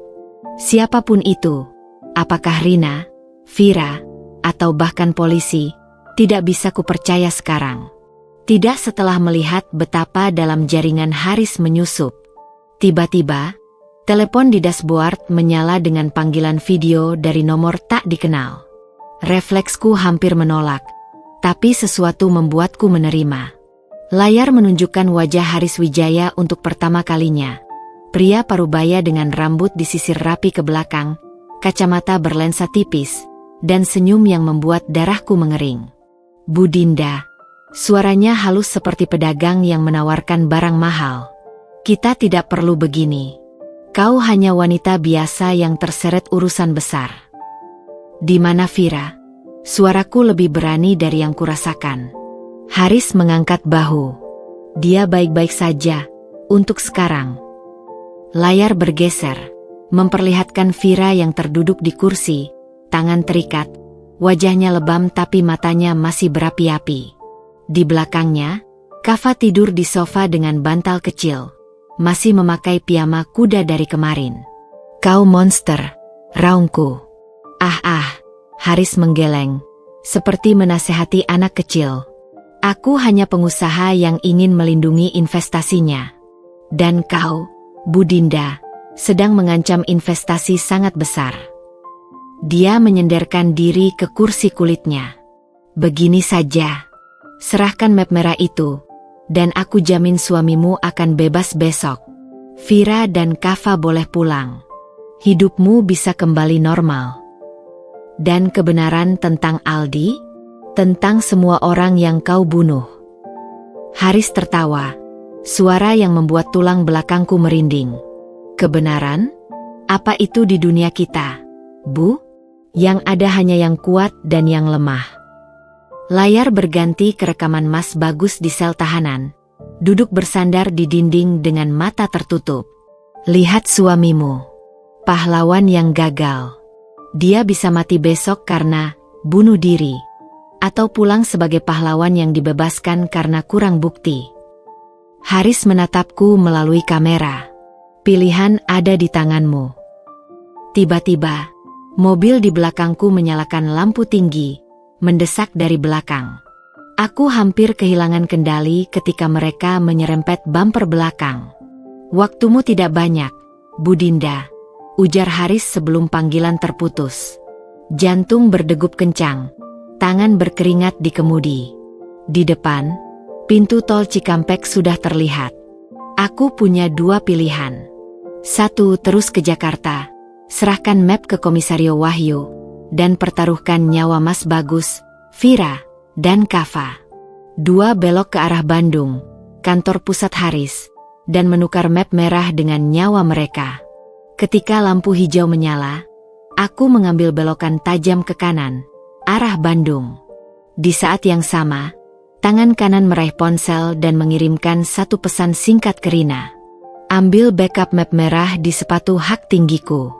Bawa ke Komisario Wahyu. Jangan percaya siapapun. Aku mungkin akan mati malam ini, tapi kebenaran tidak. Bandara Internasional Bandung yang sepi di tengah malam itu tampak seperti set film fiksi ilmiah. Bangunan megah dengan lampu-lampu menyala tapi nyaris tanpa aktivitas manusia. Mobilku meluncur pelan menuju area kargo di sisi timur bandara, sesuai petunjuk Haris. Map merah di pangkuanku terasa berat bagai batu nisan. Ponsel bergetar sekali. Pesan dari Rina. Dokumen sudah sampai ke tujuan. Polisi dalam perjalanan. Hati-hati. Aku menghela napas, menatap hangar besar bernomor 17 di depan.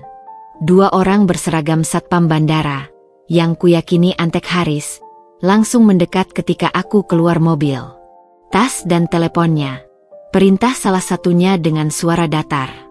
Dengan patuh, aku menyerahkan tas kecuali map merah yang masih kugenggam. Mereka mengantarku masuk ke dalam hangar yang dingin, diterangi lampu sorot besar yang membuatku menyipkan mata. Di tengah ruangan, Haris duduk di kursi malas, mengenakan kemeja putih lengan panjang yang terlalu sempurna untuk jam 3 pagi. Di sampingnya, Vira terduduk dengan tangan terikat, wajahnya pucat tapi masih menunjukkan ketegaran. Bu Dinda. Haris menyambut dengan senyum lebar palsu. Akhirnya kita bertemu langsung. Matanya langsung tertuju pada map di tanganku. Dan kau membawa hadiah untuk saya. Di mana Kava? Tanyaku, menolak bermain-main. Haris mengangkat alis, lalu memberi isyarat. Dari balik kontainer kargo, seorang perempuan membawa Kava yang masih mengantuk. Anak kecil itu langsung menangis ketika melihat Vira. "Kava!" teriak Vira, berusaha bangun tapi dihentikan oleh pengawal Haris. Aku melangkah maju. "Saya bawa mapnya. Sekarang lepaskan mereka."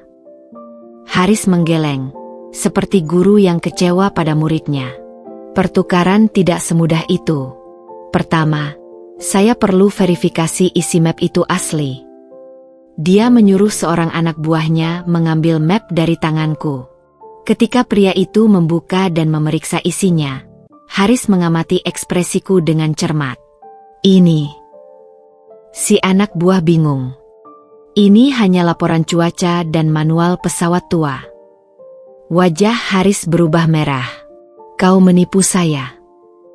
Vira tiba-tiba tertawa, suara pahit yang menggema di hangar. "Tentu saja dia menipu kau, Haris. Dinda bukan idiot seperti yang kau kira." Sebelum Haris bereaksi, Vira meneriakanku, "Dinda, lari. Dia tidak akan." Suaranya terputus oleh tamparan keras Haris. Tapi itu sudah cukup. Dari kejauhan, suara sirene polisi mulai terdengar. Haris mengutuk, lalu memberi perintah cepat. "Bawa mereka ke pesawat. Sekarang." Antek-anteknya bergerak cepat, menarik Vira dan Kava ke arah pesawat kecil yang sudah menyala mesinnya. Aku berusaha menghalangi, tapi salah satu pengawal menendang lututku sampai terjatuh. "Jangan khawatir, Bu Dinda," Haris berbisik sambil melewatiku. "Kita akan bertemu lagi. Dan suamimu, baiknya kau siapkan baju hitam." Ketika polisi menerobos masuk, Haris dan anak buahnya sudah naik ke pesawat yang segera bergerak ke landasan pacu. Aku berteriak pada polisi untuk menghentikan mereka, tapi pesawat kecil itu sudah lepas landas, menghilang dalam kegelapan malam. Di tengah kekacauan itu, teleponku, yang disita tadi, berdering di atas meja. "Komisario Wahyu di seberang sana. Kami dapat map merah dari temanmu. Semua bukti ada di sini. Tapi..." Suaranya berat. "Mas Bagus sudah tidak di selnya. Haris punya orang di dalam kepolisian." Dunia berputar. Aku terjatuh di lantai hangar yang dingin, tak mampu lagi menahan air mata. Vira dan Kava diculik. Mas Bagus hilang. Dan aku tidak tahu harus berbuat apa lagi. Rumah kosong milik Rina di kawasan Cipete menjadi tempat persembunyianku selama 3 hari terakhir. Tirai selalu tertutup rapat, hanya sinar matahari tipis yang menyelinap melalui celah-celahnya. Aku duduk di lantai ruang tamu yang dingin, punggung bersandar pada sofa, memandangi ponsel yang terus-menerus kubersihkan meski tak kotor. Layar televisi di depanku menyiarkan berita tentang pencarian Haris Wijaya yang dinyatakan sebagai buronan internasional. Foto Mas Bagus dan Vira muncul di layar dengan tulisan, "Dicari, besar-besaran." Tapi yang membuat jantungku berhenti adalah potongan terakhir. Foto Kava yang diambil dari album sekolahnya. Senyum polosnya yang sekarang mungkin sudah hilang selamanya. Komisario Wahyu telah menelepon tadi malam. "Kami melacak pesawat Haris ke Pulau Belitung," katanya dengan suara lelah. Tapi ketika sampai di sana, pesawat sudah kosong. Mereka mungkin sudah pindah ke kapal. Aku menutup mata, mencoba menahan gelombang keputusasaan yang terus menerpa. Dalam 3 hari ini, aku telah menghubungi setiap kenalan, mencari setiap petunjuk, tapi semuanya buntu. Pintu depan terbuka dengan perlahan. Rina masuk dengan 2 cangkir kopi dan kantong kertas berisi makanan. Matanya yang biasanya cerah sekarang sembab dan lelah. "Kau harus makan," katanya meletakkan nasi kotak di hadapanku. Aku menggeleng, perut masih mual sejak kejadian di bandara. "Ada kabar baru." Rina duduk di depanku, tangannya menggenggam erat cangkir kopi.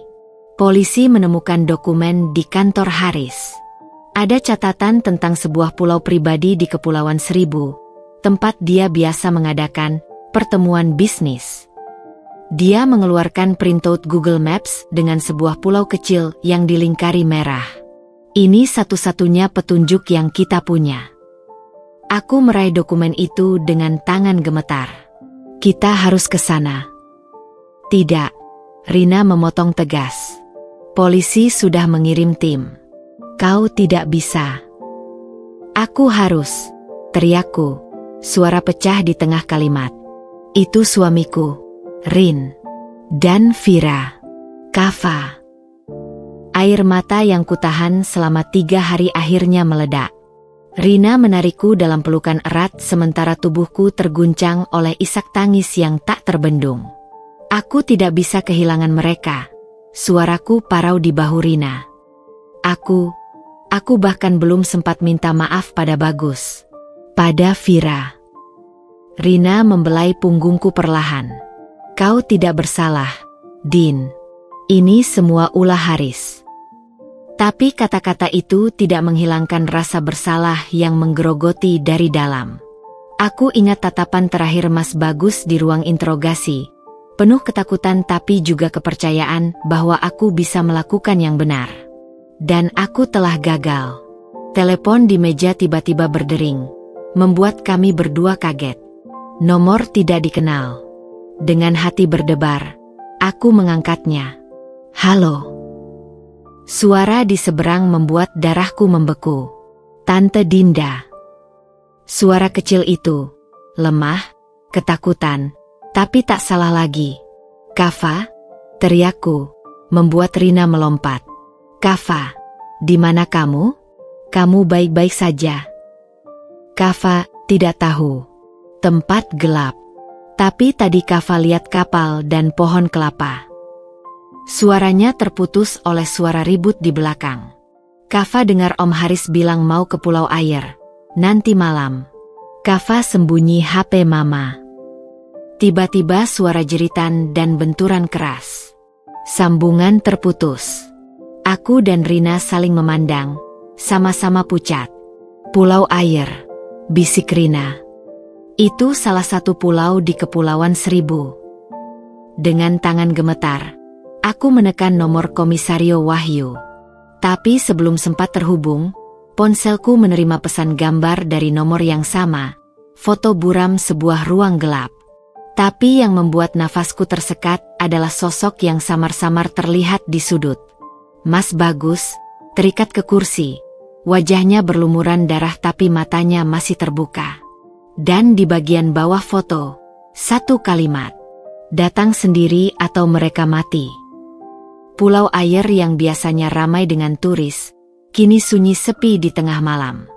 Ombak kecil berdebur pelan di dermaga kayu yang sudah lapuk, sementara angin laut berhembus membawa aroma garam dan ikan yang mulai membusuk. Aku bersembunyi di balik perahu nelayan yang terbalik, tangan menggenggam erat ponsel yang menunjukkan koordinat terakhir panggilan Kava. Baju hitam yang kukenakan melekat di kulit oleh keringat dingin. Di pinggang, pisau dapur yang kubawa dari rumah Rina terasa berat dan asing. Aku bukan pahlawan aksi. Aku hanya seorang istri yang putus asa mencari keluarganya. Dari kejauhan, suara langkah kaki di pasir membuatku meringkuk lebih kecil. 2 orang lelaki bersenjata berpatroli di sekitar villa kayu besar yang berdiri di tepi pantai. Cahaya lampu minyak dari jendela atas menunjukkan ada aktivitas di dalam. Ponsel bergetar sekali. Pesan terakhir Rina sebelum aku memutuskan semua komunikasi. Polisi masih 2 jam lagi. Jangan nekat masuk sendiri. Tapi 2 jam terlalu lama. Foto Mas Bagus yang berlumuran darah masih membakar retina mataku.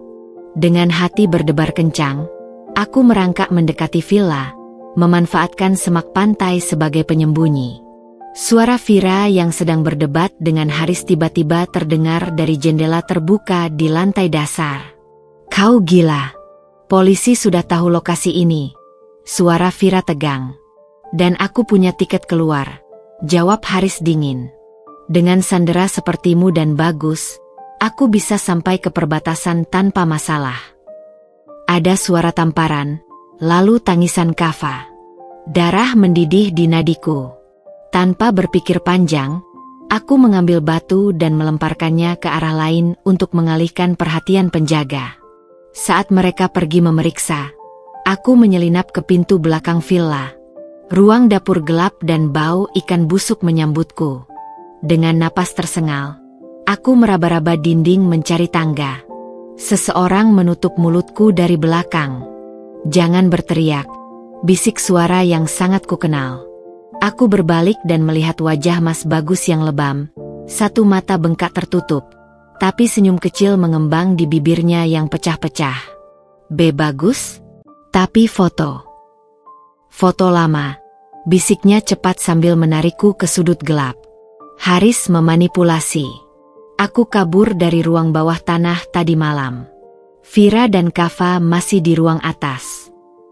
Dia memegang bahuku erat. "Dinda, kau tidak seharusnya datang. Ini jebakan." Suara langkah kaki berat di lantai atas memutuskan perkataannya. Mas Bagus menarikku ke dalam lemari penyimpanan sempit. Dari celah pintu, kami melihat Haris turun dengan wajah merah marah, pistol di tangan. "Di mana dia?" raungnya pada anak buahnya. "Perempuan itu harus ada di sini. Cari." Mas Bagus berbisik pelan di telingaku. "Ada jalan rahasia ke ruang atas dari gudang. Aku akan mengalihkan mereka. Kau selamatkan Vira dan Kava." Aku menggenggam lengannya. "Tidak. Kau terluka." Dia mencium keningku cepat. "Pulau ini akan jadi pesta ulang tahun kedua Kava. Aku janji." Sebelum kuhentikan, dia sudah meluncur keluar, membuat keributan sengaja di dapur. Saat semua pengejar pergi, aku menyelinap ke gudang dan menemukan tangga sempit yang mengarah ke atas. Ruangan di lantai 2 terkunci. Dari balik pintu, kudengar Vira sedang menyanyikan lagu pengantar tidur untuk Kava dengan suara gemetar. "Vira," bisikku melalui celah pintu. "Ini Dinda." Pintu terbuka perlahan. Vira berdiri di sana dengan wajah pucat dan mata penuh keheranan. Kava yang sudah tertidur tergeletak di kasur kecil, masih mengenakan piyama kuda poni yang sama dari 5 hari lalu. Kau benar-benar datang." Vira berbisik sambil memelukku erat. "Kita harus pergi. Sekarang." Dari bawah, suara tembakan dan teriakan membuat kami semua kaget. Kava terbangun menangis. Vira cepat menggendongnya sementara aku memimpin mereka ke tangga rahasia. Tiba-tiba pintu kamar terbanting. Haris berdiri di sana dengan pistol terarah, wajahnya merah oleh amarah.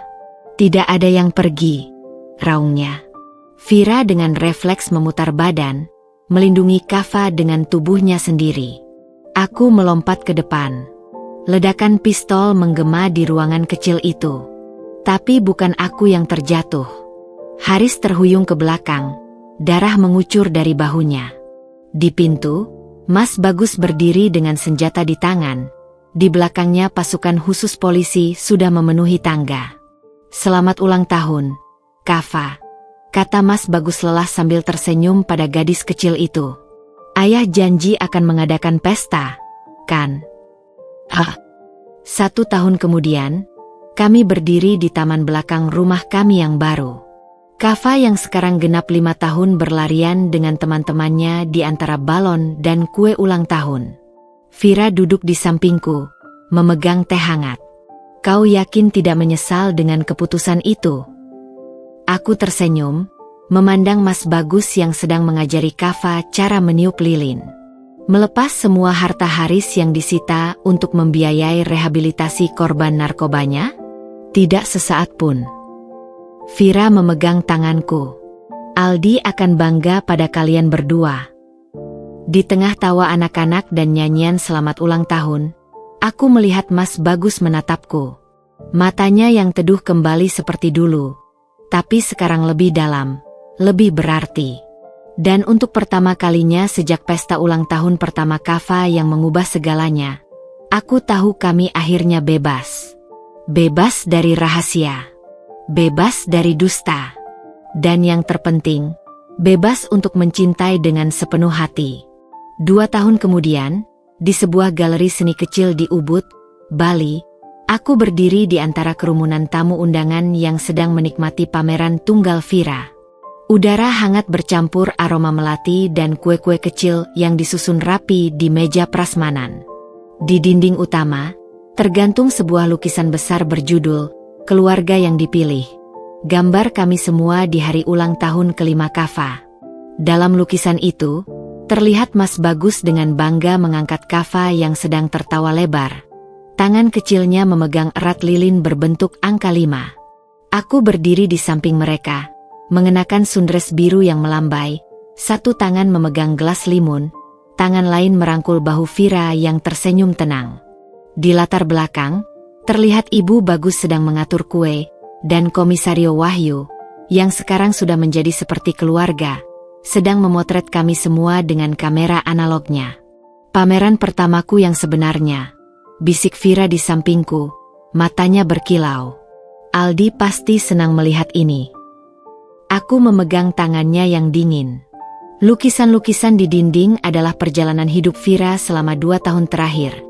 Potret Kava di hari pertama sekolah, sketsa Mas Bagus sedang membaca cerita pengantar tidur, bahkan satu gambar abstrak berjudul Surat yang Terbakar, tentang malam kami membakar semua dokumen Haris di depan kantor polisi. Kava tiba-tiba berlari ke arah kami. Rambut kepangnya sudah lepas dan penuh krim kue. Mama, Tante Dinda, lihat apa yang Om Wahyu ajarkan. Dia memperlihatkan kartu polisi palsu dari coklat yang diberikan Komisario. Aku detektif sekarang. Nanti mau tangkap penjahat kayak Ayah Bagus dulu. Mas Bagus yang mendekat sambil membawa 2 gelas jus tertawa. Dia benar-benar mirip Aldi. Ya? Sama-sama ingin jadi pahlawan. Matahari sore menyinari wajah kami semua, menciptakan bayangan yang menyatu di lantai kayu galeri. Aku ingat 2 tahun lalu, saat kami memutuskan untuk mengadopsi Kava secara resmi, Vira dengan sukarela memberikan hak asuh karena ingin fokus pada terapi dan dunianya yang baru. Kau tidak khawatir Kava akan bertanya tentang ayah kandungnya? Tanya Mas Bagus suatu malam. Aku memandang Kava yang sedang asyik menggambar di meja makan. Kita akan jujur padanya sedikit demi sedikit. Tentang Aldi yang pemberani, tentang cinta yang lebih besar dari sekedar hubungan darah. Dan malam ini, di bawah cahaya lampu gantung yang hangat, saat Kava dengan bangga menunjukkan pada semua tamu bahwa dialah yang memilih warna-warna untuk lukisan keluarga kami, aku tahu kami telah membuat pilihan yang benar. Rina yang datang terlambat langsung meraihku dalam pelukan. Lihat apa yang kubawa. Dia mengeluarkan foto lama kami bertiga, Dinda, Vira, dan Rina, di wisuda SMA. Untuk mengingatkan kalian, persahabatan sejati bisa bertahan melewati apapun. Vira terseduh di sampingku. Bahkan pengkhianatan dan rahasia mematikan. Terutama itu, sahut Rina sambil mengacak rambut Kava yang sedang asyik makan kue. Ketika malam semakin larut dan tamu-tamu mulai pulang, kami berdiri berlima di depan lukisan keluarga itu. Vira, Rina, Mas Bagus, Kava, dan aku. Kava yang sudah mengantuk memeluk erat boneka kuda poni pemberian Mas Bagus. Besok kita foto lagi, ya? Rengeknya. Aku mau pakai baju baru yang merah. Mas Bagus mencium keningnya. Apa saja yang Kava mau. Dan saat lampu galeri mulai dimatikan satu persatu, aku menyadari sesuatu yang tidak pernah terpikirkan di pesta ulang tahun Kava yang pertama. Keluarga bukan tentang kesempurnaan. Bukan tentang kebenaran mutlak. Tapi tentang ruang di antara patahan-patahan hati, di mana kita memilih untuk tetap bersama meski tahu betapa rapuhnya kita. Seperti lukisan Vira yang indah, terbuat dari goresan-goresan berani, warna-warna yang berani bertabrakan, dan di setiap sudutnya, terlihat jelas bekas jahitan luka yang telah sembuh. Dan itulah kami. Sempurna dalam ketidaksempurnaan kami.